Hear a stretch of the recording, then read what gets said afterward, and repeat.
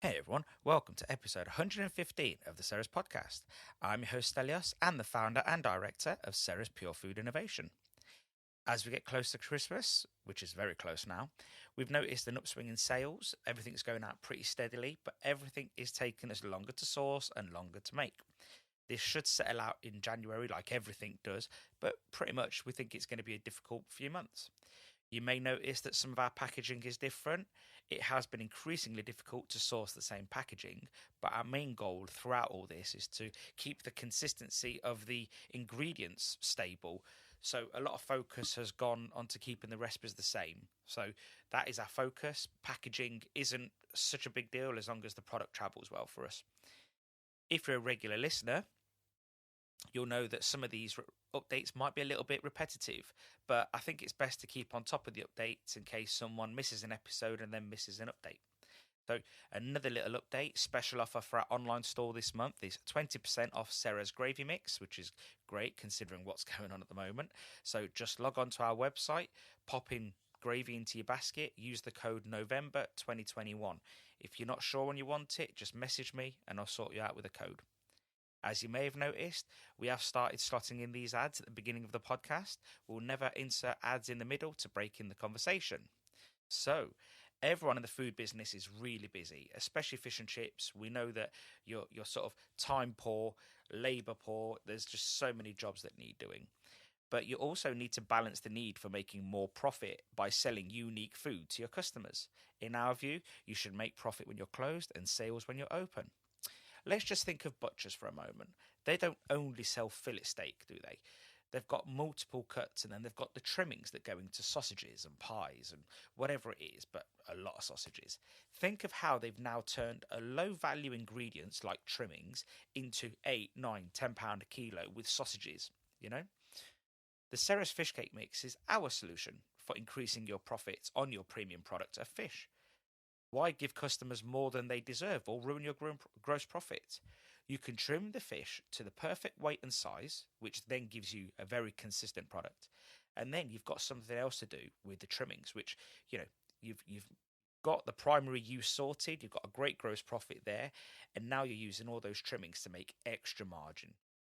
By making homemade fish cakes, you can increase profits and sales at the same time. I know what you're thinking. I can just use the potatoes or chips that I have on site. The fact is, by the time we even considered boiling them, you would have finished when using the Ceres Fish Cake Mix. We have put together loads and loads of recipes to get you started, so you'd be crazy not to increase loyalty and profits by serving homemade fish cakes unique to your business. Increase your sales and profits today. Order Ceres Fish Cake Mix from theworldofceres.com/shop. Today's episode is with Sarah Locke, owner of Harbourside Fish and Chips. What many people don't know is that Sarah is also the owner of 5 other outlets in total, and soon to be 7, all in the southwest. We have a real good conversation about being a leader of people, motivating people, and growing teams, also working with aggregators. There were so many casual topics here that we really touched on, so it's really good. I'm really grateful for Sarah for coming on the podcast, and I'd love to have her back on again in the future. Anyway, on to the episode with Sarah. I hope you really enjoy.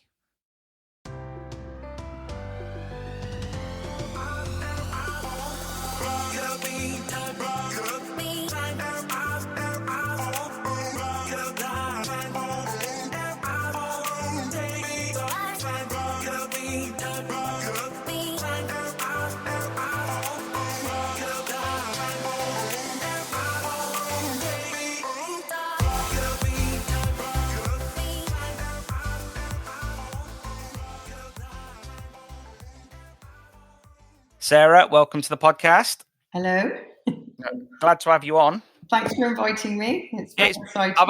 I've had you on the top of the list for absolutely ages, and I just never got round to it. And then I decided to message you when you're on a plane to go to Dubai. So yeah. Great timing as always. Yeah, because I was like, I'm really happy. I'll do that now. Well, on the flip side, you're very well refreshed. You've had a great holiday. You've come back ready for this. Yeah, I had no children on holiday, so I had 4 days of bliss, and then I came straight back to do a podcast with you. So. That sounds really good, like having no children for 4 days. Yeah, it's good. I did. You kind of miss them for the first couple, and then by like day 3 or 4, you're like, oh, I can have a different life. And then you're like, oh, back home again.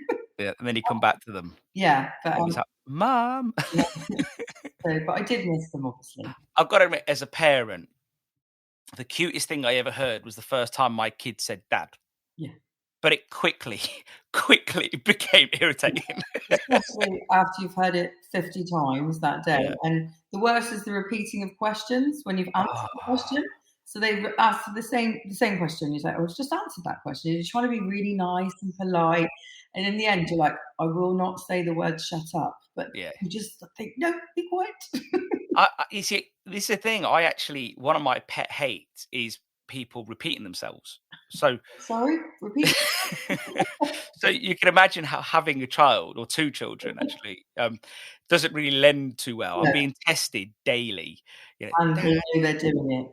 Yeah. Oh, mate. Oh, look, Honestly. this is pushing Dad's buttons. Let's just carry on a bit more. Yeah, Dad looks like he's on the phone. Now's a good time to make that noise. That Like, looks like he's on the edge. how do kids know? Oh, they do. They just know Yeah, everything. They're very clever. yeah, honestly, like for a species that isn't meant to develop till they're like Oh, 17, 18, they've sort of figured out how to press they all know those buttons exactly early what on. to do. Yeah. Yeah. But see, one thing I was intrigued about is, we're going to touch on this shortly, but it sounds like a good place to start, is that you have a young family, but you're also juggling multiple outlet business. Yeah. How do you manage to juggle it all? I don't know. You know what? People ask me this every day. They're like, "How do you do that?" And I'm like, Yeah. "I just do. I do like to get up quite early before the children get up. So sometimes I'll get up at like 5 o'clock, and that's like my thinking time. Uh-huh. I just potter around the house, doing a bit of tidying, and I'm kind of thinking about what I'm going to do for the rest of the day. I suppose I just plan it really, and Yeah. I think to do it, you've just got to be really, really organised, and just you can't put anything off. So if you've got a job to do, you've got to do it, and then once it's done, it's done. But yeah, so you just got to be on the ball. So a big thing for you is getting ahead of the kids, getting ahead of them. So a couple of hours ahead, it's time to think, time to plan, maybe a bit of time to actually do. Yeah. And then, yeah, I'm a big fan of that, because, most days I'm out of bed at 5. Yeah. Again, Half similar an time, hour, yeah. 4:45 downstairs. Yeah. Sometimes I'll even get a bit of breakfast done for the kids as well. So I'm already in my head. Yeah. I'm ahead of them. And if I can, not that I'm trying to be a hero husband here, but if I can shave some time off for the missus, Yes.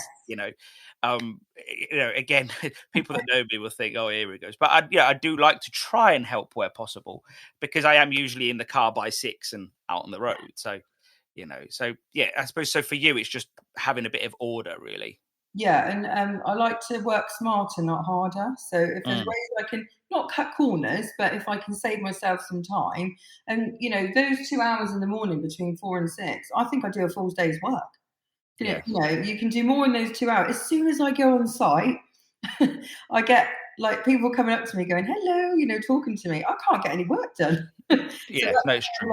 I save the bit, like going on site nearly every day to these places, and that I don't get work done there. That's my kind of time to speak to the staff, the social element of it, asking them how they get on. So I just want to make sure I've done enough before I get there, so I don't have to stress out about it. I've got time. Yeah, it makes sense. So how did Sarah Locke get into fish and chips? Because that's something I actually don't know. So well, it's a really boring story. Liven it up for us then. Well, I'm a shopkeeper's daughter. So my dad owned a shop for 25 years, I suppose like a large corner shop. And ever since I was 5, I used to go to the market with him in the morning to get the fruit and veg. In the old days, you had to do that. And from 11, I was behind the counter. I just loved it. I loved doing my own thing. So then when I got to about 22, 23, I said to my dad, oh, I want my own business now. And he's like, oh, what do you want? I said, I've got no idea. Well, I looked on the local, magazine for businesses, and there was a fish and chip shop on the Barbican, which is quite a touristic area of Plymouth. And I thought, oh, that looks interesting. And my dad said to me, oh, there's always money in fish and chips. Or car washes was the other one. But I didn't fancy a car wash. So we went from there, really. So as usual, my parents, they helped me and my ex-partner. My parents, they remortgaged their house for me. Lovely, very good for them. Nice. Things like that. And yeah, we got it for a really good price because it went to the bank for repossession. So yeah, it just started from there. And is that the one I've been to? The one on the corner? Yeah. But I it was always, totally different. by name, I always get a bit confused with that one and the one a couple of doors away. Because Yeah, there's a lot. But it was a proper old school fish and chip shop. It had a 30-year-old Preston Thomas range where you used to burn your knees if you got too close. You know, you couldn't really see the fish in the pan. You had to like find. And yeah, so when we first got there, and I'd never even done fish and chips. I had no idea what I was doing. The first day we went in, because the manager was there, and she said, "Oh, what are you going to do?" And I said, "Well, I don't know. What are you going to do?" She said, "Well, I'm going to do what I normally do." So I was like, "Well, I'll just watch you then." And then about an hour later, I was like, "I think I'll go home now because I don't really know what I'm doing." And that's when I rang up the NFFF and was like, "Do you do any fish and chip courses? Because I think I could really do with one." So yeah. What year was this? Pardon? Year 2009. Oh, 2009. So yeah, so you just sort of went home. You was like the employee that didn't know what they were doing. Yeah, and I sat there and I was just like, this doesn't feel right because I've always been very hands-on. Yeah. You said, "Oh no, you just come in and collect the money once a day," and I was thinking, well, I don't really want to do that. I want to like really get involved in this, and I think that we can be a lot better. And so, but I wouldn't, softly, isn't it? You don't want to come marching into a business and upset the manager. She walks out, and then I can't cook any fish, and I have no business. So I guess that there's sort of there's two approaches to taking over a business. Yeah. There is that softly, let's just keep the boat steady, and we'll learn as we go along, and keep the team. And then the other option, I guess, is just strip it back, and if they're going to go, they're going to go. And sometimes I think both have their place, don't they? Really? Yeah. Well, now I'm more experienced. I had like the most recent. Well, one of the shops I took over recently was in Westwood Hoe in North Devon, and the lady there, Diane, she'd owned it for 11 years with her husband, and they did most of the hours. And literally, she handed the keys. She said, "Thank you very much. We did the meter reads." She walked out that door, and she never came back. So literally, so we had no staff. So, and it was Easter and it was really busy. And that was the other end of the scale. But luckily we knew what we were doing. We just had to get going. But that was pretty hard work. So yeah. And your brother Chris runs that one, doesn't he? Yeah, he loves. That's a great site up there. Really good. They've been really done quite well in the pandemic. We started off with an app there back in the start of COVID. So we shut as soon as COVID started, and then 3 weeks later, we got our app sorted, and now 70% of their sales are click and collect.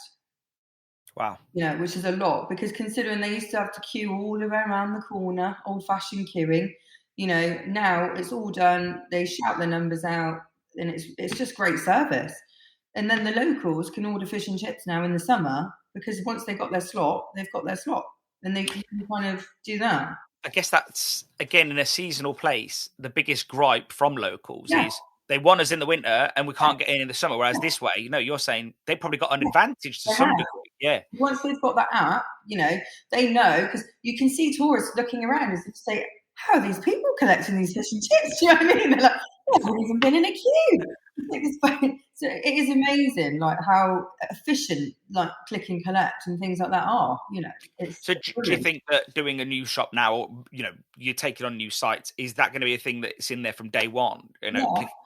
You recently opened a shop in Lou, which has been a fish and chip shop for years. And we immediately, when we refurbished, we put 2 kiosks in, which like they got a McDonald's. And we do click and collect. And it's surprising how many people use the services, and you do save on staff. And if you don't, you're just giving a better customer service for the people that are coming in, because you've got more time for them. Rather than like fiddling around with card transactions, you can be like, "Oh, hello, how's your day? Here's your order. Thank you very much." It's much more.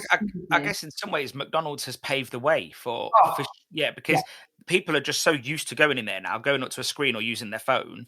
And I when I go to McDonald's, I don't even go to the desk anymore. I literally just go sit down, get my app out, and just order. So they've actually, I know a lot of people in our industry hate on the likes of McDonald's, but they've done us a favor. Oh, definitely. Everything they do is, I imagine that. Remember in Plymouth City Centre, the McDonald's used to have about 25 till points. Now they don't. They have one till point, and they have 10 kiosks. So Yeah. they've reduced their staff number by 25 to one. Yeah. And that's a huge saving. And it's nothing worse than standing in a queue, is there? Not quite knowing if you're going to get served. This way, you can either order it before you come in, like you say, or like leisurely at the table. It's just much more relaxed, isn't it? And as long as you can use the technology. I guess in some ways, from your point of view as well, if you've got less staff or even the same staff, but they're being more efficient, you don't mind paying them more. No. You know.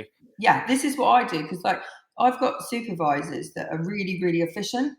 So we have a kiosk to take the orders, and then they're dishing it out. And then after like 8 o'clock, when it goes quiet, they can send all the other staff home, because those 2 or 3 hours they can do on their own. So I pay them a bit more, but I know they're still doing great service, and I've saved another couple of hours in wages. Yeah. Well, it's very similar to like what the likes of McDonald's do. If McDonald's, McDonald's, this is one thing that has always struck me with our industry. Everyone, traditionally, fish and chip shops that aren't seasonal, so more residential, they'll do 12 till 2, 4 till whatever they finish at. You might just say, no, I'm doing 11 till 11 because of where you are. But you don't get all your staff in at 11. You stack, and McDonald's really early on have been staggering staff leaving and coming in. And a friend of mine used to work for McDonald's, and he says, when I was there with him, it was like an airport, staff coming in and going. Yeah. And he goes, I don't want everyone in at 4 o'clock because I don't get busy till 5:30. Yeah. So, and then I don't need everybody after 8 o'clock because I've gone quiet now. And he will literally just let people go. And I think, one thing that I saw about staffing in our industry is that it's probably not as flexible as it should be. Is that everyone's just got 4 staff standing there all day just waiting. Yeah. If my staff, if I go in and my staff aren't doing anything, and they're like, "Quick, move! She's coming!" Because you always need to look busy, even if you're not doing anything. There's nothing worse than a bored, counter assistant just stood there like this, or you just got to do some cleaning or light cleaning. When I used to work for my dad, we had she was like a shift manager come from McDonald's, and literally we had a real busy Friday. It was like 8 o'clock. They just started to taper off, and then she just walks out on her own. It was like her first shift. She just walks out on her own and comes back with a bowl of water, sponge with soapy. And I looked at her. I was like, her name was Kim, great member of staff, and I was like, what are you doing, Kim? She goes, well, if there's time to lean, there's time to clean. And that was the first introduction to like McDonald's that I'd got, and I was like, where did you learn this? What is this? And I was like, and she was like, oh, it's McDonald's. It's what they do. She goes, you never stand around at McDonald's. You're not just there to serve. You're there to do other things. And she goes, and if you're not cleaned down for the next, rush, what's the point? And since then, I bought all the McDonald's books and literally just going through all of them. And it was just, if anybody comes from McDonald's and says I want a job, I would almost always take them. Or KFC or anywhere, they've had very good training in basic hygiene and all that. And normally I don't want to badmouth them, but they normally don't get a great ride in these places. So if you are a nice shop and they come to you, they're quite grateful. They're like, oh, this is quite a nice version of McDonald's. Yeah. I think they've definitely upped their game though. My niece worked at McDonald's for 2 years before she went to university, and not only was she paid really well, but the managers are really good with her.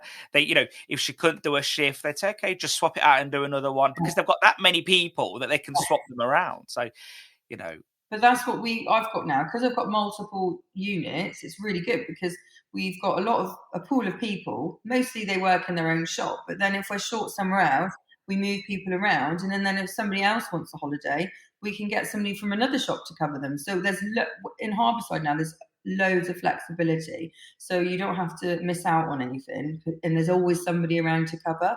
So that's the best thing about multiple sites. You have multiple people. Yeah. It's harder if you're just staffing a shop with a fryer and a server, because when that server goes sick, you've only got a fryer. Whereas with us, we sometimes have staff on standby as well. So if anybody does go sick, that person comes in and covers as well, which is nice for the supervisor. So, and when we were chatting last week, we were discussing about, the difficulty of staffing, and you were saying, Yeah. your benefit. Well, it's a benefit in some ways, it's a stress in others. Is that you do have multiple sites with multiple staff, and that they can just pull in. But you did sort of feel for the local independent who's got one site and maybe employs 4 people. The minute they've lost one, they're Oh, sort of yeah. in the air, aren't they? Well, that's originally how I started. We had like a counter range, with the £2 and then a counter. So there'd only be 2 people in at all times. And as soon as one, and so one girl, I remember, she used to do 70 hours a week. Well, she left in July. I was like, oh, thank you, because she always wanted the hours, but then she did so many that when she left, we were really, really, I had to work all summer, nearly all day, and it was just really traumatic. So now what I like to do now is employ more people doing less hours so that you're not dependent on one person to do the whole of it. Because if they, don't turn up, then you're in a lot of trouble. And it's Yeah, always when you're going on holiday. yeah, no, of course, and I think it's great when someone. I think the problem is with someone that does 70 hours is in their own head, even if they don't abuse it, they feel like they've got a bit of a power trip. Yes, Like, they do. I'm doing 70 hours, you'll Yeah, never cope without me, and it's just like, and even if they don't say it like that, they feel it because they're always there, and not being funny, it can't be healthy anybody doing 70 hours no, if it's not no. so. So yeah, I don't know. For me, I think there is going to be some serious pressures on the industry because I think one of the things that I've noticed is that I did 17 years working for my dad, at the coal face, is that most people don't grow up and say, when I'm older, I want to work in a chip shop. No, that So is the they main. might say, when I'm older, I want to be a chef, Yes, but they very rarely say, I want. So we have to then impress that person and say, it's a good industry to be in. It's flexible. It can work with your time off and so on and so on.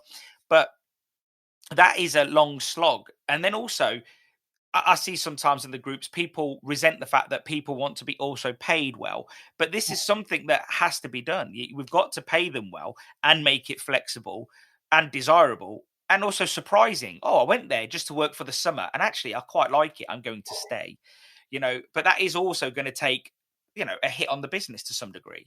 yeah, definitely. Well, half what I kind of do is I've got a lot of seasonal younger staff, about anywhere from 16 to 18, who come in and out or whatever. And then I've got my core team that I do pay more money to because I do appreciate them. And without them, I would be struggling. So I kind of balance out the wages by, a more expensive person with a couple of cheaper people, and it does work. And I found lately that the younger they are, the more eager they are to work. Because if they've asked for a job and they're only 15, they really want to do it, and you're paying them, 5, 6 an hour. Whereas sometimes if you're employing somebody who's 22, 23, and they're nearly £9 an hour and they're doing less work than the 15-year-old, you just think, oh, I might as well have 2 15-year-olds instead and just have more help overall. So it's easier for everybody.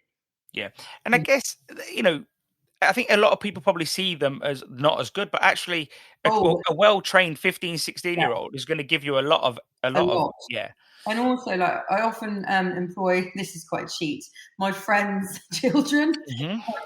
Any more children coming along? Do you know? Because it's their first job. They just start on the till. All they do is take orders. It's like being on a computer, isn't it? Take the order with a supervisor all day with them. They don't really touch anything hot or anything like that. Nothing dangerous. And then a year later they progress to a bit higher. But they're just so keen and they're so eager to help you that it's just nice, and that they And are there. and I guess to some degree, are they less likely to annoy you or push some buttons if they're a friend's kid? Definitely. I'm sure you have the odd issue, don't get me wrong, like, but you know, like, The good thing is, if they are my friendship, they can't like go sick or anything or do anything naughty because I know exactly. So they, and my friends are nice people, so they're like, right. If you've got a job, you'll turn up on time, you'll do your job properly, and you'll be paid properly. But you'll do the right thing, and they're going to do that. And loads of my friends are like, oh, thanks for giving him a job. He really likes it.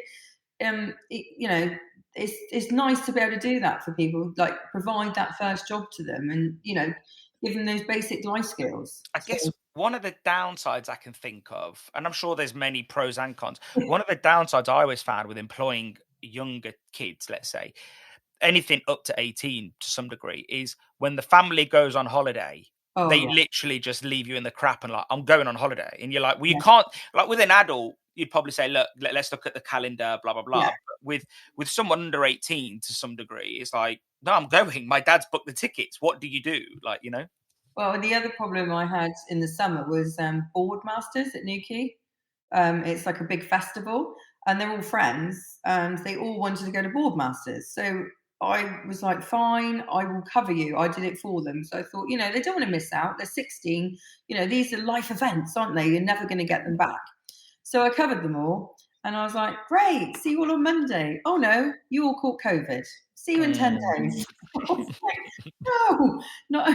So then I was like, great, I've got to cover you now for 10 days. So, you know, like things like that don't help either if they're all friends. It's good in some ways because they help each other out, but when they go, they go. So you strike me, you know, you're always quite bubbly and popular, and you know, you're always like very, I don't know, when I met you, you're chatty but you're very focused on the job. But there's a part of me that tells me that you must be a good leader, because even if you may not categorize yourself as this, because if you're leading all these people, whether it's supervisors, managers, fryers, you know, the younger staff, you know, you must be good at motivating them and getting the best out of them.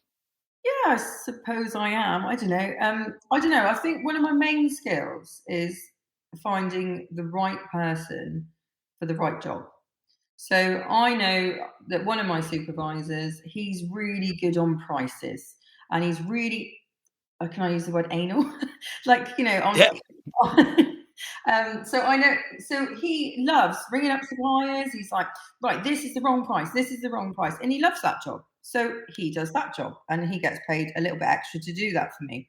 And then I know another person, he's really into pans and sorting out the oil. And do you know what I mean? So like he's in charge of that section of the shop, and he does that well. And then I've got one of my front of house supervisors. She's really good with people. So she sorts out the rota. So it's kind of just making sure that each person's doing the right thing for them, and then they're fine. They know exactly what to do. So in some ways you have less of an organized structure and it's more suited to the personnel. Yeah, definitely. Because sometimes I've got somebody in a shop that can do everything. But sometimes these shops are so busy, I kind of find like split it into sections so it's easier to manage. Because at Harbourside, I haven't got an overall manager. I would say probably like 4 major managers in there, because they all do different bits. And like one of them, the main fryers, he trains the fryers. The other one, the girl, trains the front of staff. So it just gives them that little bit of responsibility and their own skills. So it's you're getting the best out of them if they like what they're doing. Yeah, it makes sense. No, it does make sense, because I guess you can't just say, here's the organization that I want and try and move everyone into that. You've got to be quite flexible, haven't you? Well, I could if we were an organization like Google, and every man and his dog probably wanted to work for them. Do you know what I mean? They're tripping over themselves to get into Google, aren't they? But we have, in the fish and chip industry, I think you have to find the best in people of what you've got, and then try your hardest to kind of put that into your structure rather than the other way around. Because you could be, I remember doing interviews and interviews and interviews, trying to find the right person. Now I don't do that. I'm like, right, would you like a job? Okay, come in on a trial shift. The first thing I say is, make me a cup of tea. If they can't make me a cup of tea, that's it, they're out. But you'd be surprised how many people can't make a cup of tea. Yeah. Please tell me they don't get the job if they put milk in first. Tell me that's like straight out. Like, definitely, it's got to be tea bag, hot water, and they get bonus points if they don't burn themselves as well. When can I start? You'd be absolutely amazed at how many people look at you and go, well, I've never made a cup of tea. And I'm like, right, okay, well, it's just simple. And then we'll be, just because, you're not going to be, we're not rocket scientists. You have to be practical. So we're just looking at practical skills more than anything. You don't even have to have a GCSE. You could be, some of my girls don't have GCSEs, but they can wrap fish and chips faster than anybody on the planet. I think there's been this huge focus on over the years on education and certificates, and I don't think in some places it just doesn't work. and actually what you're doing is you're breaking down the skill sets and saying, here's what I need you to do. And then if you can do that right, then after the season or 6 months or a year down the line, and by that point, they would have gradually done something else anyway within the business, and so, yeah, I think, saying, oh, you're starting on the till, the next thing you know, it's, well, they might pot up some peas and curry and they didn't burn themselves. And next thing you know, it's, oh, they're going to serve a bit of this, or I don't know. Do you have tables at Harbourside now? Or? Yeah, we do. Yeah. Yeah, but I also own the Harbour restaurant as well, where we do tables. So what happens as well, when I recruit people, we normally put them in Harbourside first, on a till, see how they get on, and then you might think, oh, this girl could be really good as a waitress. Yeah. So, oh, do you fancy going and trying this job over here? And she's like, yeah, I love that job. I want to do that all day long. Somebody else would be like, oh, there's no way I'm serving a customer at a table. I cannot cope with that. So they go back to Harbourside. So we just put the people in the right places, and that's when you get the best out of them. Yeah, I think that's the key thing. And I think I do like that flexible approach, is that you're just seeing what they're suited at and then keep them at it. Because when they feel more confident, then they'll show it or explain it. But I think, for me, I think that's a really important leadership skill. Like, I don't think people value that enough, if I'm being honest. I think that I've done it in the past where I've tried to, I've took on people, I've read the books, and I've tried to then enforce that model on that person. The one thing I probably got right, if anything, is that I don't treat people the same. I understand that everybody is to be treated differently because they're all different individuals. And so I don't really believe in that enforcing of everyone's to be treated the same. I think collectively within a business, yes, you want everyone's enforced the same standards, but I think you get there in different ways with different people. Yeah, because some people, they need a lot of reassurance. So they'll be like, oh, is it okay if I do this? So with those people, you spend more time on them. Other people or other employees, they like to be, the elites. So they're like, oh, I'm not going to ask her anything. I'm just going to get on with it. I'm going to do my best job. And those people are just, I'm still watching and looking and seeing what's happening, but I don't need to get involved because I know they're doing it properly. So different personalities and mixes. And the other big thing as well is putting the right people to work together. That can be disastrous. If you put two people who are quite headstrong together, maybe one day they start clashing. You can see the tension in the air as a customer. That's another thing that you think, right, I don't think I'll put them on the same shift again, because when they're on their own, they're brilliant. But as soon as you put them together, so there is a case of that when you're trying to do the rota as well, which is difficult. I guess egos and power trips. Egos. Yeah, exactly. There's a lot of egos in frying fish and chips. Yeah, it's really weird because we used to have one guy that worked for us, and he was like, he'd tell everyone, whoever had listened for longer than 1.5 minutes, like, I'm the manager here, I'm the fryer, blah blah blah. And he just like, it's like, mate, like, chill your beans. Like, we own one shop, like at the time, so it's like, and it is this thing, like, this fryer almost attracts this ego. It's like, and me and a friend call it BRS. We call it behind the range syndrome. Oh, that's a good thing. Yeah, because it's almost like, I'm behind the range, I can do anything. Yeah. And you just think, like, it's questionable.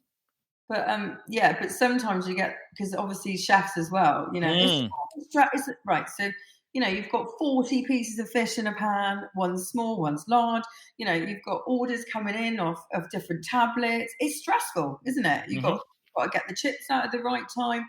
Only certain people can do that job, and once they're in the zone, it's very competitive.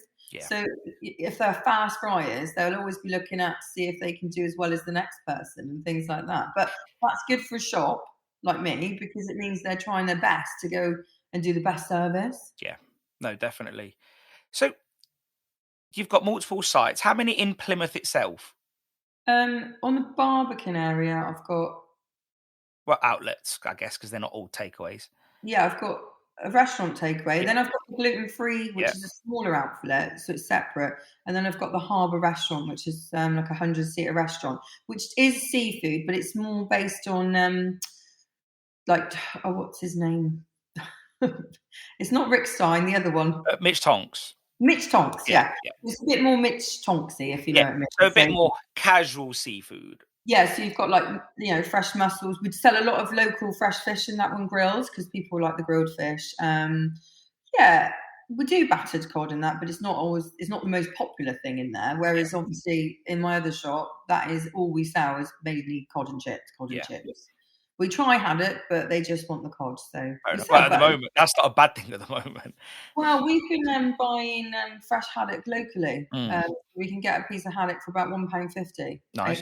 Yeah, fresh, skinned from the local fish market. But we've been having to freeze it, obviously, because one minute they got a catch of 1 million, and then the next minute I haven't got any. So yeah, we've been trying to manage that. But it's nice to use local fish. Well, I guess on your doorstep, it'd be crazy not to, wouldn't it? Really? Yeah. I think something like 70% of the fish comes into Plymouth Fish Market. Nice. But the problem is it goes to auction, doesn't it? And a lot of the supermarkets, they all buy it. And you don't always get the numbers that you need for when we're all storage. And I guess this is where frozen at sea, this is the massive benefit of frozen at sea, is that you don't have to worry about all those peaks and troughs. You just, very rarely do you ring up, someone like Smales, for argument's sake, and say, I need some of this. And they're like, oh, well, we ain't got any of that. They're always going to say, well, if we ain't got that, we've got this, Yeah. It has been a bit more difficult lately. Because Sam, my fryer, he does the fish and he likes to get the best price and stuff. And they're always discussing things like, oh, is this one better? Is thicker and thinner? And it's hard to get the better fish because I always want the best quality at the best price, like everybody. Yeah. But sometimes you don't always get it, do you? And it's very difficult, especially now. I remember when we first started, I think I used to pay £76 for 3 slabs. Yeah. Now it's £170. Yeah, exactly. It's a huge difference. You didn't mind getting a bit of waste on that, did you? Flicking it all over. Now you're like, right, everything needs to be kept in like fish cakes that we do or whatever. You don't want any waste whatsoever. It's all got to be kept. And this is why, and this is what we always say to people. I know Sam, because obviously he buys our fish cake mix, and it's important, I say to people all the time, like, I ain't got time to make fish cakes. I'm like, okay, so what are you doing with your trimmings? And they're like, well, I ain't got any trimmings. I'm like, oh, so you're giving them to the customers then? Yeah. Like, well, I don't understand what you mean. And I'm like, well, if you're giving 10 ounce instead of 8 ounce, then your margins are just all over the place. And this is how I don't know, a lot of people don't realize this, but the fish cake mix came around because of that. We was at a shop and we saw them cutting fish, and it was a busy shop. We're talking probably, it's got to be a 25, 30 grand a week takeaway. And and there was 2 guys next to each other, and there was 2 blue chopping boards, 2 men. And in the middle, there was like a bin. And like they're literally just chopping, one on the left, one on the right. And every now and then they'd swoop and they'd just swipe the knife and the trimmings would fall in the bin. So I looked at them and I said, what do you do with all these trimmings? And he just goes, well, it's just for the bin, isn't it? And I was like, whoa. And he just sort of said to me, well, if you can find us something to do with those trimmings. Yeah. And I was like, whoa, challenge accepted. Yeah. It's just the wastefulness. I don't like wasting anything, whether it's money or, No. Well, everything is a waste of money. I don't care whether it's food or what. It's all results into a waste of money, doesn't it? Yeah. And if it's not a waste of money, it's a waste of resources, which also equals money. So, And people don't work. Maybe it's 10p per item of cod. But if you've sold 100 pieces of cod, that's a lot of money. And I always believe in what Tesco says, because every little helps, isn't it?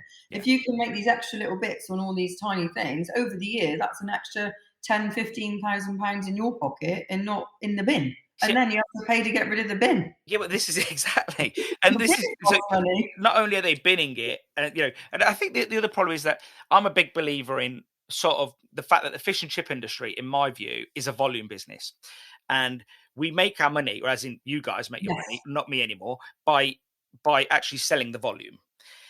And if you hold off on price increases, and I know in this industry there is big portions and all that, but if you've got your margin right and your product size right, and then you've got your wastage or trimmings right, and you've got alternative uses, then you can afford to be very good value for money.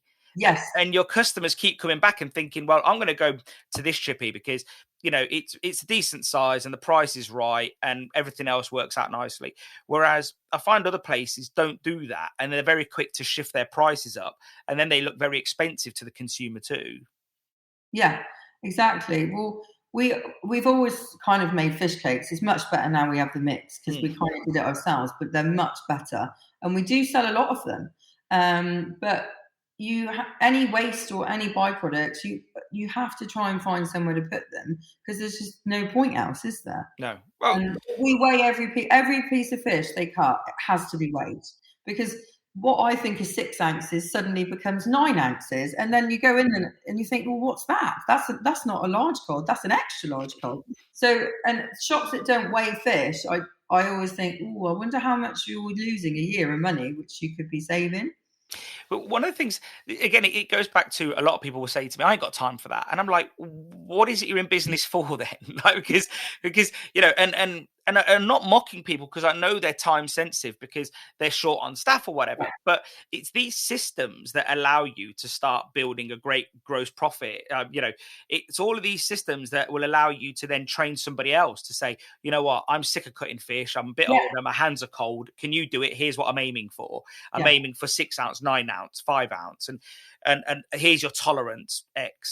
You know, and I think that's something that, you know, McDonald's do great because of the systems they have. Yeah, because we're in Harbourside, we have our like manual handbook where this is how you cook the piece, this is how you cook the gravy, everything's weighed, it's a science. You know, I don't want Joe Bloggs to come in one day and get the thinnest gravy he's ever seen, and then the next day it's so thick he can't even get a chip in it.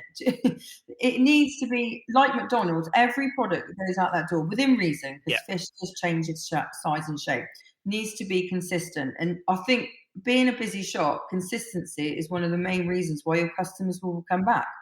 And with price, when I first started on the Barbican, the fish that we were selling, I would say we were quite cheap. So we put the prices up, but we also purchased higher quality ingredients. And I'm not the cheapest, but I'm definitely busy. And I think people would rather pay that little bit more. Because if you waste £20 on a takeaway and you don't like it, you've wasted £20. If you've wasted £22, or not even wasted, but in £22, but know that you're going to enjoy that food, hands down, I think most people will pay the extra £2. Yeah. So she've wasted the 20.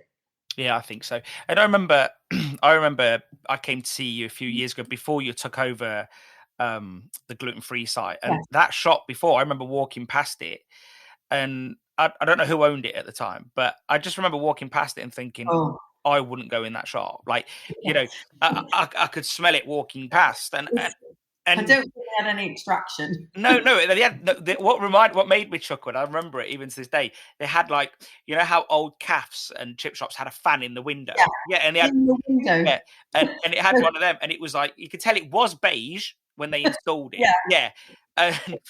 So when you walk past, it like blasts the pedestrian in the face with like oily, smoky smog. That's one thing you've got to be thankful about these new ranges, isn't there? You don't smell of fish and chips like you used to. When we first started this shop off, if I'd worked, I couldn't physically go anywhere but home to have a shower. Smell me 20 meters away because of this. But now it's much cleaner, isn't it, for the environment, much work for people working there as well. I remember finishing work and you just had to like go home and just have a shower, and you still do, but it's difference between having to and wanting to, like, you know. And I've been to some shops recently where they have got the older ranges, and you do get in the car, and I'll even if it's raining outside, I'll leave my coat in the car because I don't want it to stink. And it's just like, and it's not, I guess, in some ways, and I think it goes back to, you know, investment. You've invested in all your shops. All your shop look nice. You've got high end ranges, and you do reinvest back into the business. And do you see that as an important strategic point for you? Oh, definitely.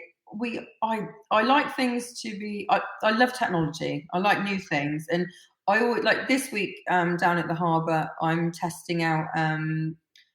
They sit on the table and that you press the buttons for service, so that people, or the bill, things like that. And because I always want to make changes for the better, so we're trialing this for a company this week. So like the kiosk, I trialed kiosks. I was one of the first fish and chip shops in the country to have a kiosk, because I think there's so many things out there, isn't there, to make your life easier. You've just got to keep trying it. And if didn't like that, if it doesn't cost you anything, it's a bit of time. Oh, that's really good. If I can increase my service levels by 50% in a restaurant, one, I'm going to be able to seat more people because they're going to be served quicker.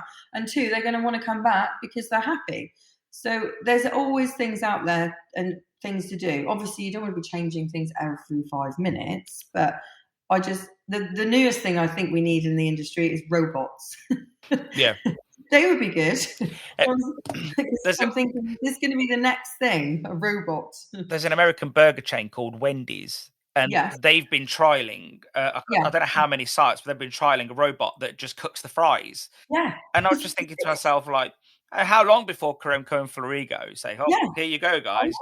And I do think, I remember when we moved over to, Kremko and Florigo, because we had one of each at the time. And I remember it just being, we left from a Preston and Thomas back then. And it was just like, whoa, like, and I don't know what Preston and Thomas you had, but we had the one with a lever. What's the lever? The lever was to switch on the gas, the old one. Oh, we had one of them. So, and I remember then going over to like a Kremko and a Florigo, and it was just like, whoa. Like, I feel like, this is good. And you feel safer, don't you? Yeah, and now you're like, I remember how long it used to take to train people to do certain things. Like, it was a skill to fry. Whereas, and don't get me wrong, it still is. Yeah. But I reckon we've eliminated probably 20-30% of those learning skills from that, I think. Well, I remember the first time we fried chips, you literally threw in a bucket of wet chips. You had to stand back, you threw it in, you got a few burns on the way. And then you when they were kind of all floating, but not all of them would float, would they? Because some are bigger and little. And then you'd kind of guess, and you'd have to squeeze a chip. So you'd burn your fingers, and then it was fluffy on the inside, and then you got your big spat, to spoon them out. And then when baskets came along, I was like, oh, that's much better. Why didn't I think of that before? Me and my brother used to do this thing where we used to put chips in, and let's say it was like we were just setting up for a lunchtime. We'd sit out the back with a cup of tea and just wait to hear when those chips are ready. And even now I can still do it. I walk into a shop and I'm like, oh, those chips are ready. And he's like, how do you know that? And I'm like, you can't hear anything. Yeah. And he's like, no, that they're not ready. And I was like, trust me, mate, they're ready. And it's something like, and one thing I've only just got rid of. I've not been in the shop since Alex was born. So Alex was born 7 years ago. So nearly 8 years ago, I handed in my notice at my dad's business, and only now can I touch a plate and it burns. Before that, I'd be like, I'd go to a restaurant, I'd pick up a plate, and they're like, oh, sir, it's really hot. And I'd be like, nah, I'm all right. And then recently I picked up a plate and I was like, ow. So clearly I've become a normal citizen. Yeah. Well, also used to get our RSI from scooping, one arm continuously, whereas now it's just a basket lift, isn't it? It's a bit more even, isn't it? You're scooping a lot more and you're lifting a lot more. So I think it's a lot more even. But I can't see a time when we ever move away from baskets now. I think that is it. We've gone from cooking 10 kilos roughly to 3 at a time, 3-ish, And it's the way you can stagger them as well. Yeah. So, you're cooking a fresh basket of chips every minute so that your customers continuously having fresh chips, rather than, we had to do a whole thing of chips while we were cooking something else, and then they would be all going soggy in the hot box. Yeah. So it's kind of keeping that freshness in as well. Yeah, no, definitely. So I know I've met you, obviously I've seen you at the awards a few times. Were you religiously into the awards, or was it you just dip in and out as you felt like it? When we first, originally I did a lot with the awards because we won the training awards. And that's where it really started, because to start your shop up, you need all the training and development in your staff. And I thought, I'll go for the training award, and we won it, which was really good. So that's how it kind of started. And then I'm really interested in healthier foods, and how I can make fish and chips healthier to the customer, really, because they're still going to eat it. But if I can, shave off some calories, it makes me feel better and them. And that's why I then went for the gluten-free healthy eating award. Well, not gluten-free healthy eating award, but healthy eating award. And then we won that one as well. So we came third in the UK for the overall. But I kind of got very busy after that. and life just took over. And when you then have multiple units, it's very difficult to concentrate on winning those awards because you have to give it your all for 6 months. You have to be in that shop. You've got mystery shops going on. It has to be spotless. Your staff have to be, trained every single day. They're doing the right thing, the script. So I did love it, but I could only do so much because with the multiple outlets, I just didn't have as much time to donate to that. Did you see the recent news that obviously that the awards haven't been around for a couple of years with COVID, No, I know. and obviously have you seen the news about NFFF taking it over? Yeah, which I think is brilliant because if it was the awards that enabled me to meet and you, see, I would never have met you maybe if it wasn't for the awards. We got to meet so many different people in the industry and we were able to get so much help. See, one of the first shops I went to see was Shares Fred. Because I met him at awards. He was like, come up and see my shop. Without the awards, we wouldn't have done any of that. Yeah. So even if you don't win, it doesn't matter. And even if you followed the process to try and win, you've already made your shop 100 times better than it was before. Yeah. Because there's no way, like McDonald's have a structure, don't they? They all follow suit. There's one person at the top that tells them everything to do. In this industry, we're all doing it on our own. So if we can copy elements of other people's shops and help ourselves on the way, it just helps. And there's no point reinventing the wheel, is there? If you see something that you're doing it right, just copy them and they'll help you. People have been so helpful in the industry. Yeah. As long as you're not right next door to them. Well, I guess that's always going to be a difficulty. I get messages every week from people saying, "Oh, the shop down the road's peed me off," and that's always going to be there. Like, yeah. And I always say to them, "Look, you've got two options: either they buy you out or you buy them." Yeah. And that's it. That's your only two options here. And you don't want a price war, do you? With the shop? No, you don't. And I think, and I'm not saying you should be like. I think you should be friendly enough to say, "Look, guys." Yeah. Let's just do the best we can here. Like, you make your margin, I make mine. Someone's going to undercut someone somewhere. That's always the case, yeah. But for the most part, if you can all get on, but you're never going to be best friends. Like, it's just, no, you can't be best friends. No, you can't be. There's 10,000 fish and chip shops in the UK. You just have to accept there's going to be one next to you. Like, and you can't, and I know sometimes it gets nasty because the pool of staff always ends up going. Poaching staff is one of the things I never do though, and that. I've had staff poached from my shop to start up new shops, and I think it's a bit in poor taste, really. But if they wanted to, I wouldn't do it, but obviously other people do. So yeah, no, and you got to leave them. You just got to let them carry on, and and I think for me, I just think try and make it work.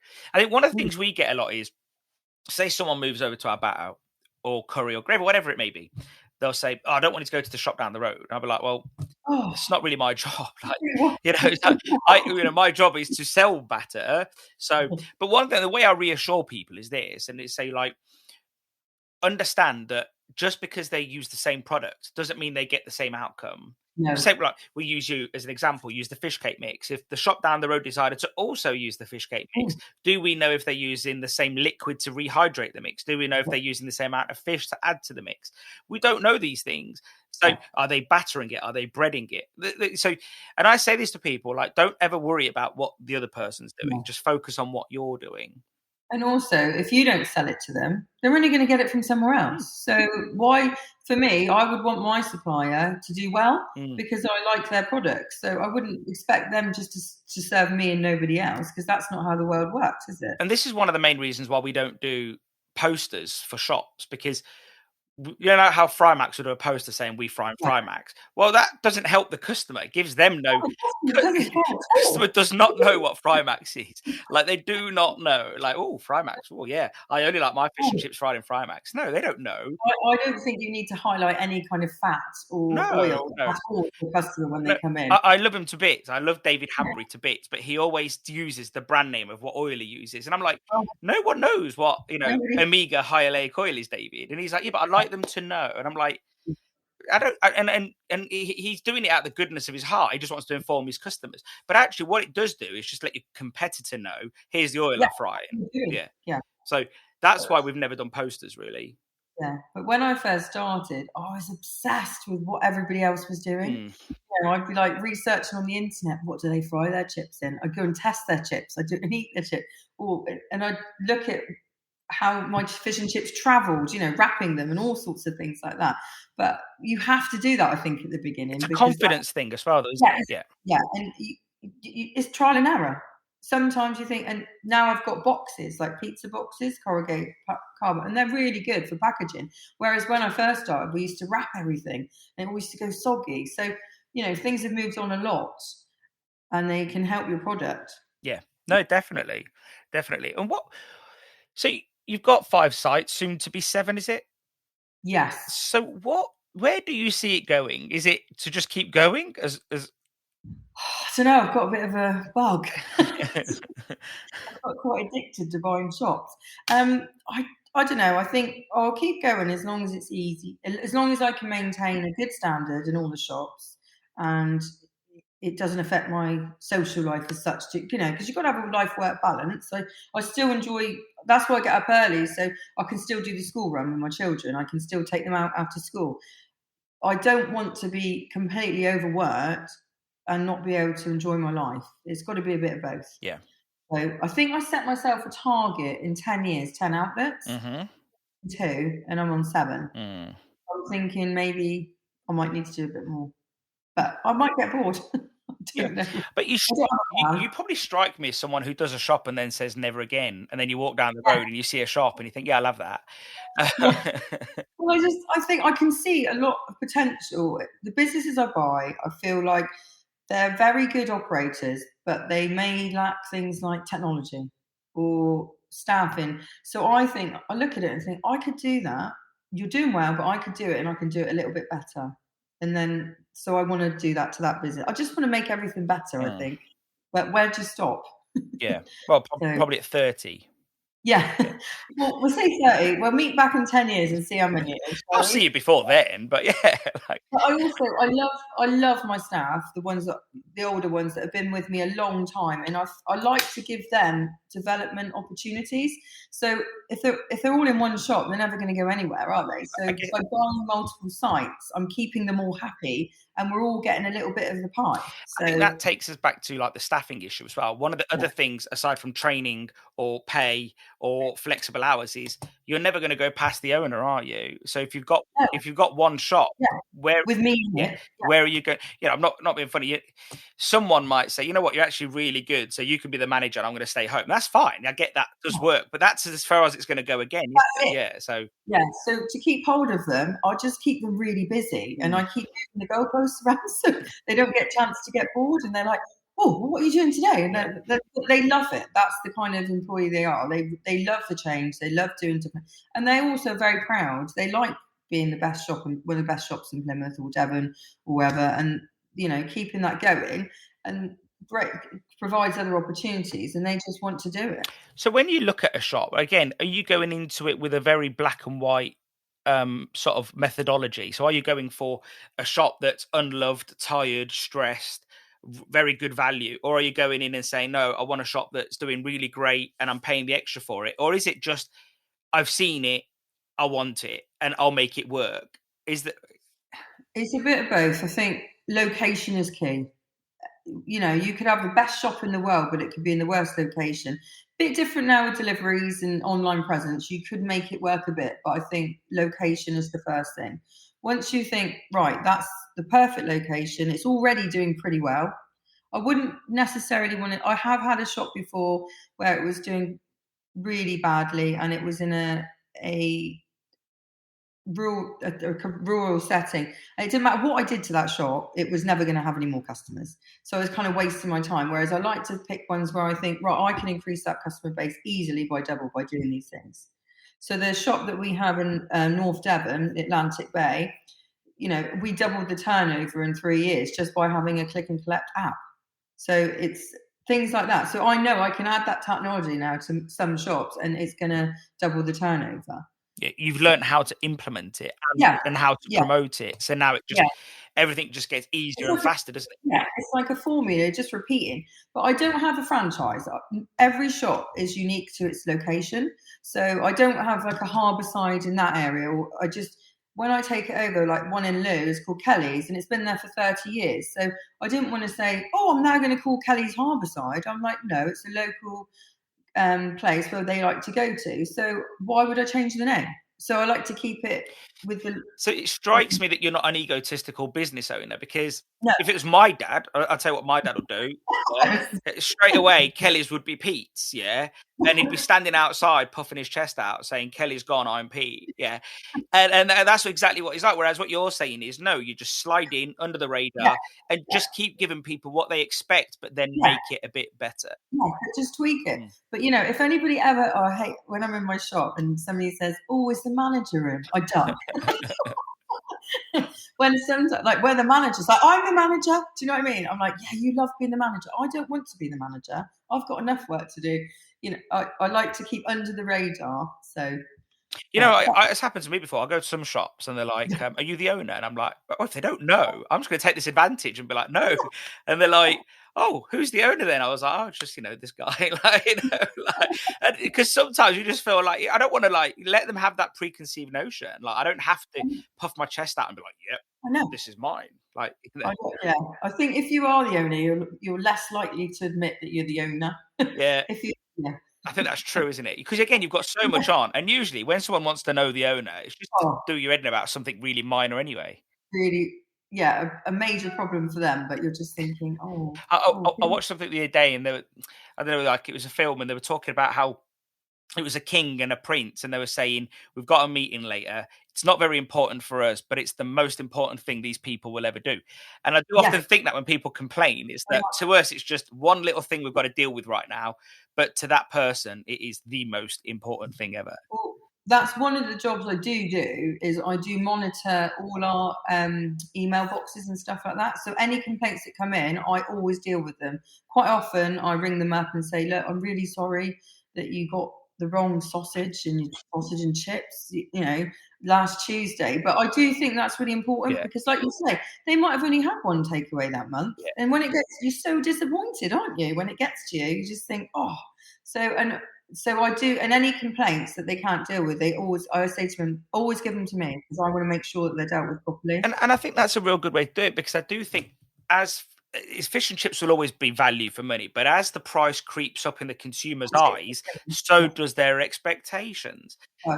So I remember when if a customer spent a tenner in the shop, and I'm thinking when I finished school in 2000, give or take, they walked away with a carrier bag full of food, and and now if a customer spends a tenner in the shop, you're lucky. They're walking around with, I don't know, sausage, chips, and peas, and I know, very expensive bottle of Coke because it's got sugar tax. Exactly. So, and I think so for the consumer, they haven't seen that gradual change, so then they feel like, 1 minute, this wasn't quite perfect. I think that's the hardest thing for our industry, though, is pricing, because people are like, "How much for a portion of chips?"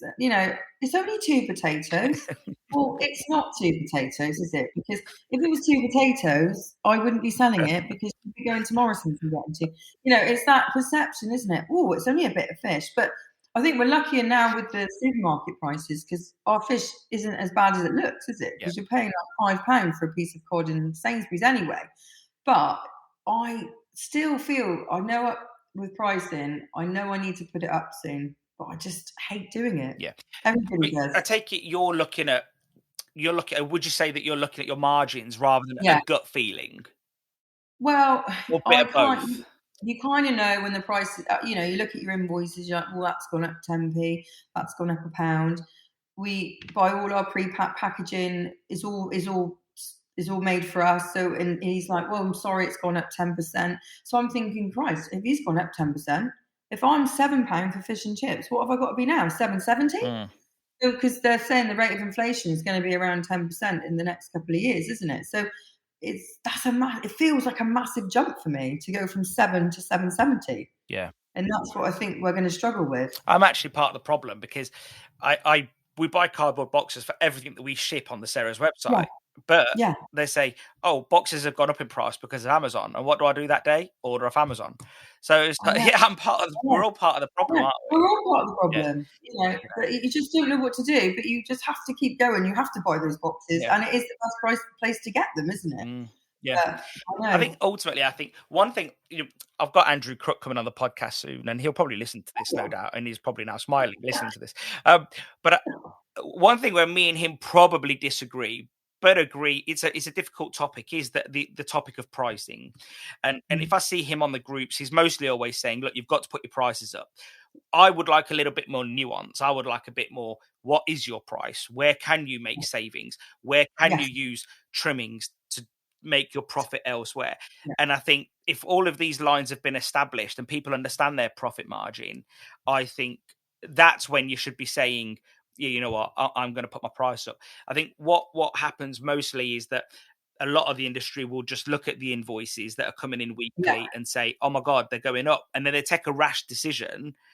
Yeah. And I don't think they're covering it properly either. And it's totally understandable. They're not techie. They're not, some are, I'm sure. But, you know, in my business, I know what my GPs are live. I can just log in now and have a look. Now, that can be done for this business too, but you need a bookkeeper and you need the back end. And so I totally understand. So that's where me and him would probably disagree slightly, is that we agree but disagree, and it's a nuanced conversation.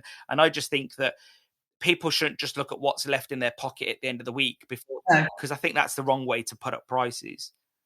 Well, that's one of the reasons why I started using kiosks, because, you know, I paid £2,000 for a kiosk. It rarely breaks down, and it's on the wall.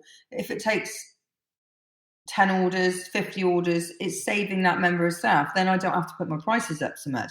And I understand where Andrew's coming from, because really, bottom line is, this is how much it costs. This is my profit margin. I need to make it this much. But it's so difficult, because you don't want to price ourselves out of the market. Look at McDonald's. I buy my daughter a Happy Meal with a toy. Is it what, £3.20? Is that how much it is? I have no idea. Yeah, she loves the burger. She loves the chips. She has a drink with that as well. So okay, so that's fine. But then if I have to put my kids' meal up to £5.50, say, or whatever, they'll just go to McDonald's. So it's not just about us being profitable to ourselves. It's about our competitors, and they are the people that are so much cheaper than us. And I must say, a piece of fish and chips is better than McDonald's, but is it? Because she gets a box, she gets a toy, and it's just it might be. Again, it's all in. You can't answer that question in a vacuum. It's who is it better to, and to your daughter. Well, she loves it, and you know. I've tried adding, you know, you can add toys to a kid's meal, but when you're looking online stuff, the minimum price you've got to pay for something to add to a kid, you're talking 40p, say. So then you're adding 40p to the cost of it. And are you really getting that back? And then I think about the rubbish version. They're just chucking it away, aren't they? So it's actually not very good for the environment.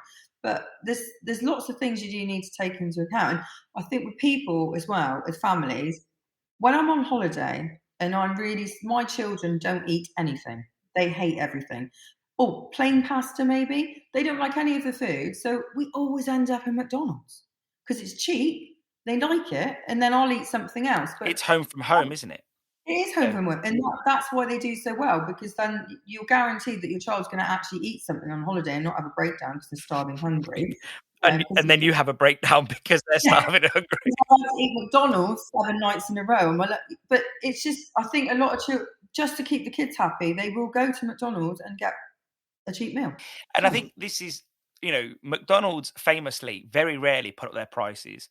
You know, I don't know how they do it. Yeah, I think, well, they do put their prices up. It's just, it's in a very quiet, not in a big way at all. You know, when they dropped the VAT, they didn't really drop the VAT. They just made a few items on special offer, and they, you know, so they were making extra margin for a while. And I've got a lot of respect for McDonald's, because I do think, I always say to people, if you're not sure, just look at what McDonald's does, because they wouldn't have spent millions and millions and millions trying to figure out a process. You know, one of the things that I see a lot in our industry is that we announce when we have price increases. Why? I don't do that. I just sneakily put it up. I see it all the time, and it just makes me think, why did we do that? Like, when I always say we, because I spent so long at the front end, and I can't help it. But as an industry, we should never bring focus to that. And I've always said to people, just put your price up. Those that come in with the same money, like especially older cash handling customers nowadays, if it's card, I'd be surprised if anybody even notices. You know, no, they don't. Well, that's what we've noticed online. You know, we use a lot of delivery, Just Eat, Uber Eats, and obviously they take 25 to 30%. So I don't have delivery drivers. I can't be dealing with that. But people just pay whatever online. They don't care. They don't even look at the price. So my fish and chips are 30% dearer on those platforms. At first, I was a bit, what if they see me as £10 fish and chips on Deliveroo and then don't come to my actual shop? But I think people have realised now that that's fine. That's what you do. If you go onto a platform like that, you pay more money. That's just what you do. So it's all right now. Yeah, I think you just got to accept it. Like, again, like, it's their problem. They can either use their feet and walk to your shop and get it for £7, or they can buy it there and get it for 11ish, and or 10, 11ish. So, but you're paying for that convenience, aren't you? Sitting in your front room, you haven't had to get in your car, pay for petrol, drive down there, take 25 minutes out of your day. Then you've got to pay to park, and then you might not pay to park, get your parking ticket. There's lots of things. You might have parked on double yellow. It is much easier getting it delivered to your house, isn't it? Well, a friend of mine, he have you ever heard of businessesforsale.com? Yes, I have. Him and his brother own that. Yeah. All right. And he says to me, he goes, this was a few years ago. He goes, Stella, goes, every Friday, he goes, I use Just Eat. And I says, why? And I didn't appreciate it at the time because my kids were younger. But now every Friday we have movie night. Yeah. So he's like, I'm playing Xbox with my son. He goes, I just literally go on my phone, order a Just Eat Turkish restaurant, whatever it was, blah, blah, blah. It gets delivered. He goes, because yes, it's cost me X more. But he goes, I value my time playing Xbox with my son on a Friday night. And I was like, and there's no stress. No stress. You can even press reorder because you don't even have to check. Oh, really? That's extra lazy then. And then Apple Pay it. Yeah. It's like 3 clicks on your phone. You can see why people do it. Yeah. And, so for me, I get that completely, but I just think you should charge for that benefit, because it is convenient and people will pay anything for convenient. If we go pre-aggregator, I could come to your shop and buy, I don't know, a 250ml bottle of ketchup and it cost me £3, but I could have bought a litre bottle of ketchup, the same ketchup from the supermarket for 99p, because we will pay for convenience. I'm here now, I'll have that ketchup. That's it. Like, but also, if you understand, that's like in a restaurant, you've got to pay a premium for a gin and tonic because you're sat in a lovely environment. You're using the toilets. You've got staff. You're looking at some nice boats. How many premiums do you pay? How many gin and tonics are we talking? But it is true, isn't it? Like, you can either stay home and have, eat. You could probably have double the amount for half the price, but you pay for that setting. Yeah. And you can have your own drinks and everything at home, can't you? So you do save money, and with children or when you're stuck at home, or even a lot of the time in the pandemic, a lot of people couldn't go out, could they? And single people, I knew people that would order nearly every night on delivery or Uber Eats or whatever they wanted to do. And it's and you say it's expensive, but then I suppose if you go to a shop and you buy stuff and then you make it, sometimes it can work out just as much. And it's easier just to say, oh, brilliant, have it delivered to the front door. Yeah, cooking for one is a pain. It is a pain. Yeah. And I guess, but that's the way it goes. But so in your experience, you use all of the aggregators or just one? Right. So originally, I think when did Deliveroo start? About four years ago. Yeah, the rep come round and he was like, oh, do you want us to deliver your food? And I was like, no, that's a ridiculous idea. Why would I pay you 30% to deliver it? He went, well, you just charge restaurant prices. I said, okay, fine. So we started to Deliveroo, and I've been with them the whole time. And to be fair, in Plymouth, they were the best operator. So I got down to 25%, I think. So, but then this last couple of weeks, I thought I'm going to try Uber and Just Eat, because Uber were offering me 3 months free. So I was like, silly to say no to that, aren't you? And they would just copy everything Deliveroo do, so you don't even have to do any work. Exactly. So, and I've tried them in all outlets as well. So I've got probably 9 machines running. So I just wanted to see what happened, because I've got chefs stood there doing nothing. I think I'd like to use them. I also, in my restaurant, because they're quite quiet this time of year, we started off another virtual kitchen. Do you know what a virtual kitchen? So we started the burger company. Okay. So we've got a logo and we do burgers from that same site. Obviously, they don't know where it comes from, but we've been selling probably about 20 meals a week. But it's still 20 meals that I wouldn't have sold, and they're not doing. They've got plenty of time to do it. So it's just like you say. another way of reducing your costs and increasing your turnover, so you don't have to necessarily lose a member of staff over the winter. It just keeps it going, doesn't it? So as long as I break even, I don't care. But when you start losing money in the winter, it is very depressing. Yeah, I can imagine. It then eats into your summer profit, doesn't it? And you think, oh God, I've worked so hard all summer and then I lose it all winter. So this year I've made a conscious effort to try and do some extra things to kind of really keep the turnover going. One thing that, we supply a lot of shops, and one of the thing that we see, some of the residential shops, they'll say, oh, have you heard about this shop on the coast doing X? And you're like, yeah, I've heard about it. And they're like, oh, I'd love to have that shop doing, let's say, I don't know, 20 grand a week in season, for argument's sake. Yeah. And I said, yeah, but would you like having that shop doing 2 grand a week out of season? And they're like, oh, no way, I'd hate that. And I think that no one realizes how sort of feast and famine it can be from peak to off peak, Well, years ago, because it was less people there, I literally lost most of my staff at the end of the summer, and then I had to recruit again and train them all again. But now, because I've got more outlets, I do keep hold of the core staff, and I do take the hit because it's not worth the stress. So, but I try and minimise the hit as much as I can. Hence, extra platforms for delivery.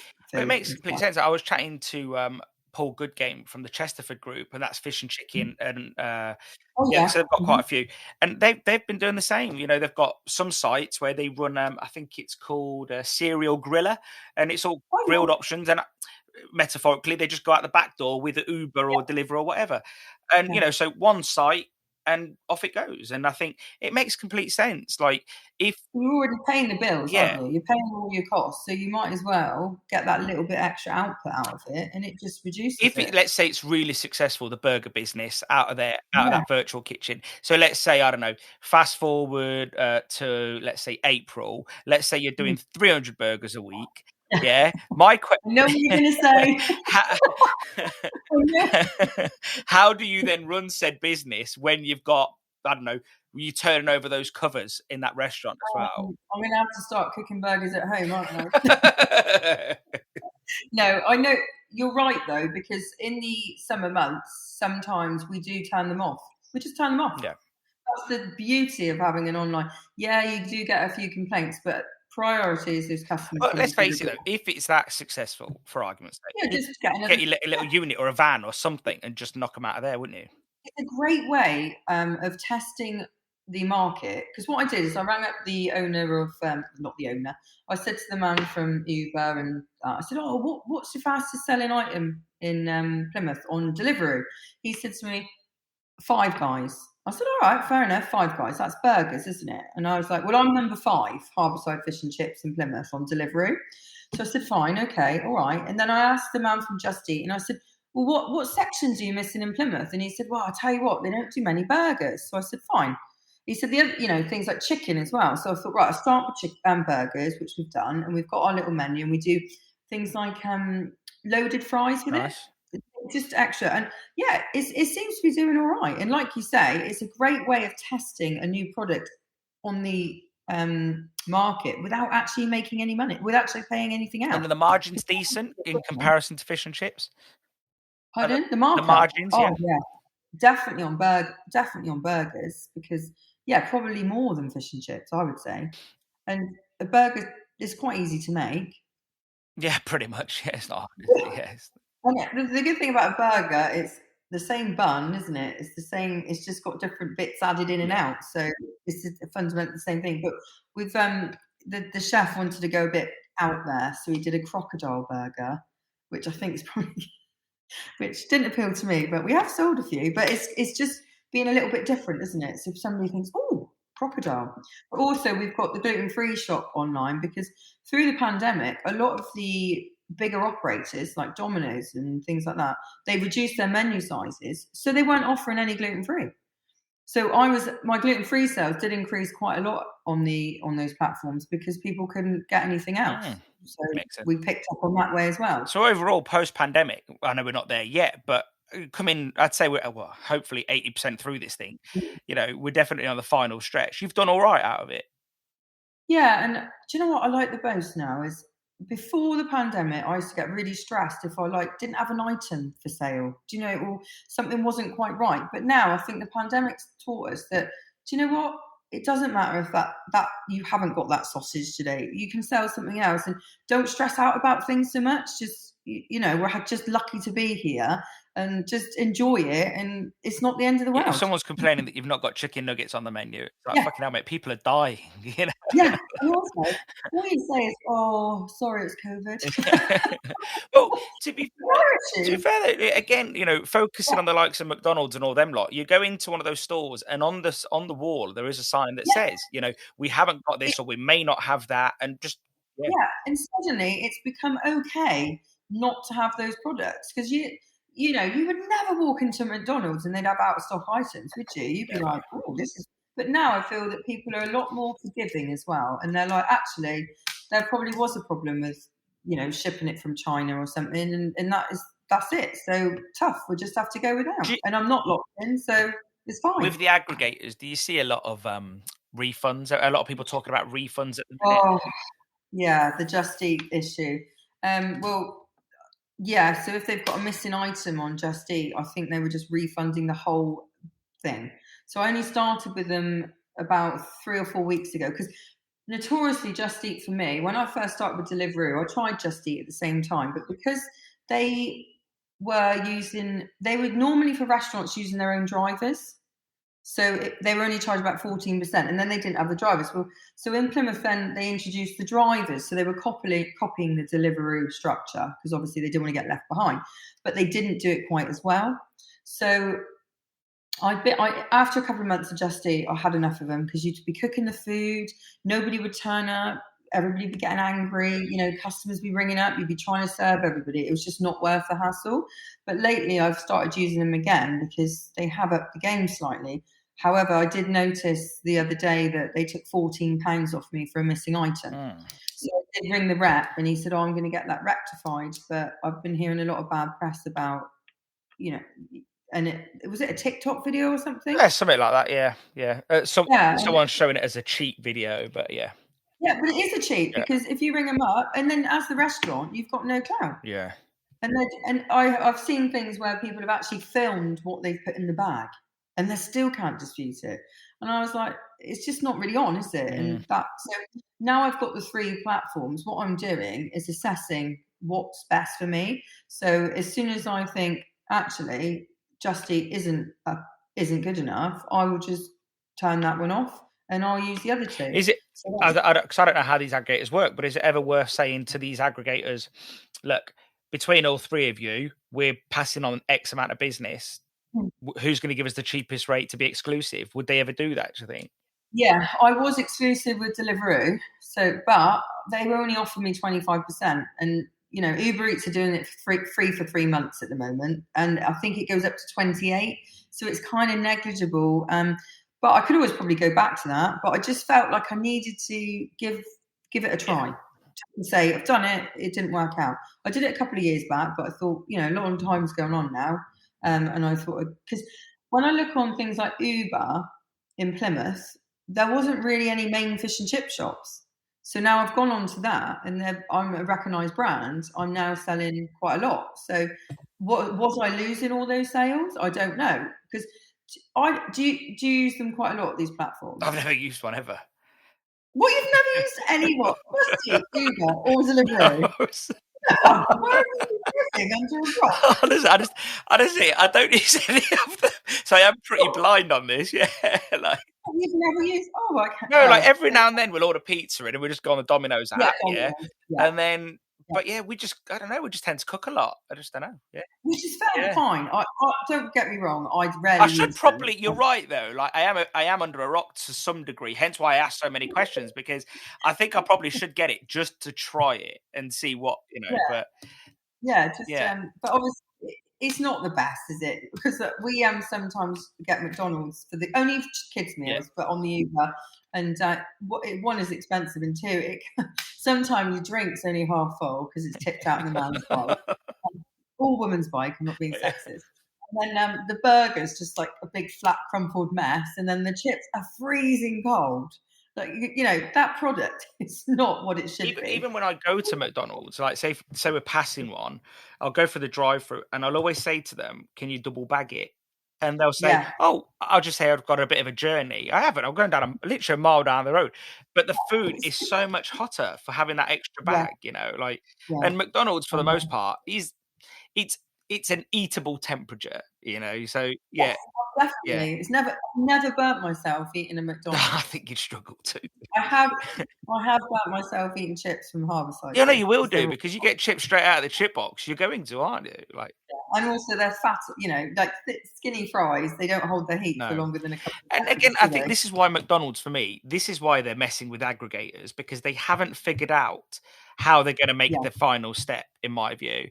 But they have got the name right. They've got McDelivery, you know, they've got it ready. In my view, they're ready for new packaging. I think that's all it is. Yeah. And yeah, Yeah. Well, I try and use their app, but it never works in Plymouth. But we have the McDonald's in Plymouth is often queued, causing traffic chaos. It's always on the Plymouth Live website.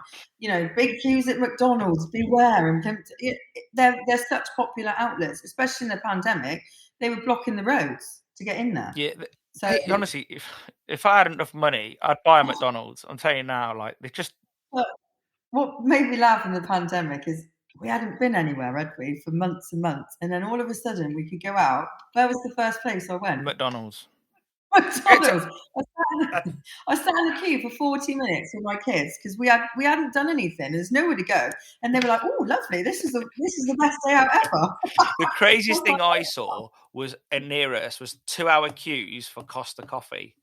Oh, no Yeah, way! seriously. See, Costa, not being I funny. It wasn't even Starbucks. Yeah. I know it tastes awful. I draw the line at queuing for a coffee in my car when I've just left my Where I house. can make very nice coffee. Yeah, like, you Yeah, know, or even a cup of tea. It doesn't matter, does it? You it know, was just but but it was strange. It was this thing where we were genuinely locked up in the house for that long. Like, I yeah, was happy just to go for a walk and not be near the kids. I know.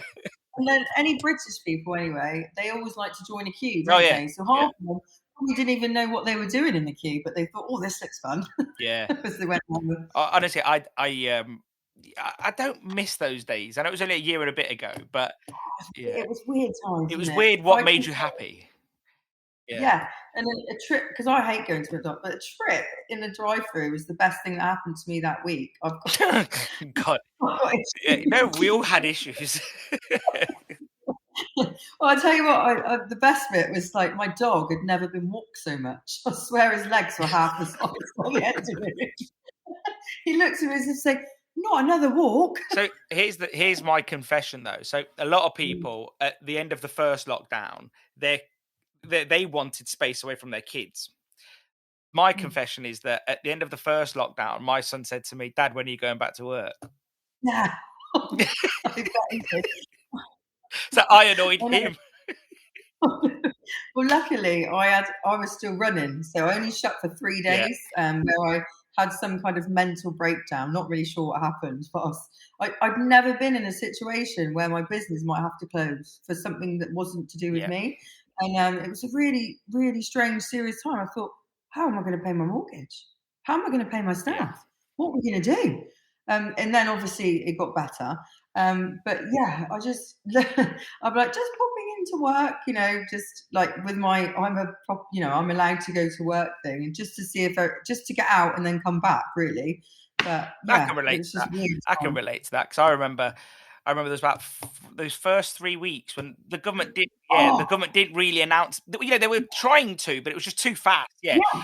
It wasn't yeah, illegal to open no, takeaway, but it wasn't legal yeah, either. So yeah, and we shut on Friday, and I've never felt so weird in all my yeah, and life. Like, obviously oh, that then day we we started shut, getting calls that our wholesalers were closing, and we were like, whoa.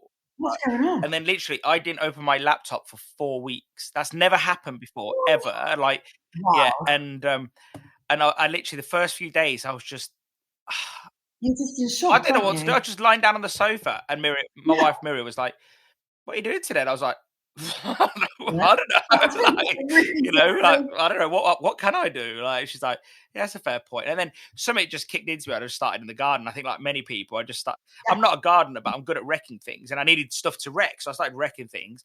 And then just luckily by the end of the first lockdown, I needed a builder because I'd exposed a wall that was going to come down. And then that was it. That was the end of that was the end of my gardening thing. And then I got back to work, and but then we started the online shop and everything. Just that's it. I felt like I had some purpose, but having no purpose, that was the scary thing. But it's surprising how quickly the human body reacts, isn't it, to having all of a sudden these empty days of doing nothing. You suddenly find all these jobs that I've never looked back and done since. Do you know what I mean?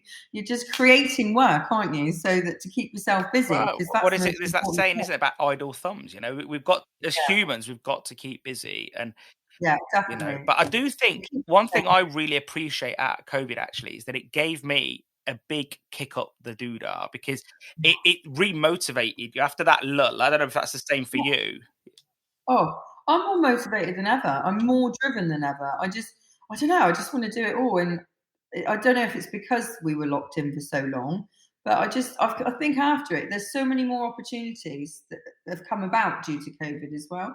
And things just seem more easier to do. I don't know why, but a bit of an epiphany, I suppose. Well, on that note, we'll leave it there. I think we've chatted about a lot. And I'd love to have you on again at some point, Sarah. Not when you've quite got 30 shops, but, you know, a few more, because I think I like the way you come across about certain things. It's really quite chilled, to be honest, you know. Yeah, I think you just got to take life as it comes, take each day as it comes, and just don't be stressed about it. Because as long as you're fit and healthy and happy, that's all you can ask for. Everything else is a bonus. I'm not fit or healthy. And well, I'm lying. I'm semi-happy. So, yeah. But no, and I actually think that's what motivates us. It's that state of non-perfection, you know? Yeah, that's exactly what it is, non-perfection. Yeah. So I'm the ideal candidate for non-perfection. Well, I think if you want everything to be perfect, you're just going to be disappointed. Yeah, it's true, isn't it? It's so true. Hey, doesn't mean you can't have high standards. No, high standards are great, of course. Yeah. So on that note, darling, we'll talk soon. Lovely. Well, thank you for asking. Thanks for your time today. Massive thank you to Sarah for joining me on the Sarah's podcast. Be sure to share this podcast with friends and social media. If you like this episode, then chances are they will too. Have a great day.